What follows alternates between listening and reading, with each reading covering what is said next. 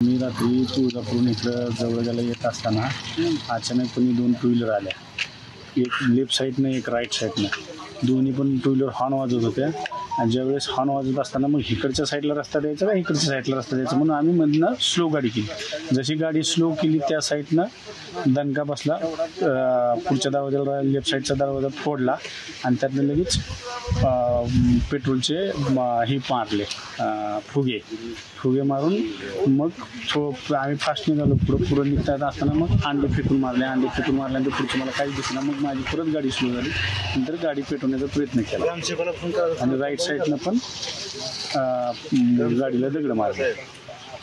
असं केलेलं आहे. तुमचं संशय कोणावर आहे नेमकं काय? संशय आता कुणावर म्हणून घ्यायचा. जर चालत असेल तर काय व्हायचं महाराष्ट्राचं.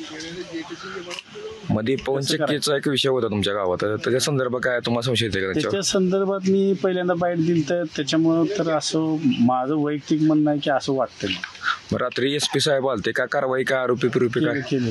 आरोपी नाही कोणी पण कारवाई वगैरे केली. त्याची पोच वगैरे मी सगळे घेऊन आलेले. तुम्हाला का पोलीस संरक्षण पाहिजे का काय? आता दिलं तर चांगलीच गोष्ट आहे. असं जर घडत असेल तर मग कसं काय करणार, कसं फिरणार आणि जनतेची कामं कशी करणार. ॲक्च्युली लाईटचं काम बघायला गेलो. तुम्ही गावात दिवसभर लाईट नव्हती. आमच्या गावात शेळ्या चोरीला गेल्या म्हणून मी लाईटीचं काम बघायला गेलो. लाईटीचं काम बघून येतानाही माझ्यावर हमला झाला.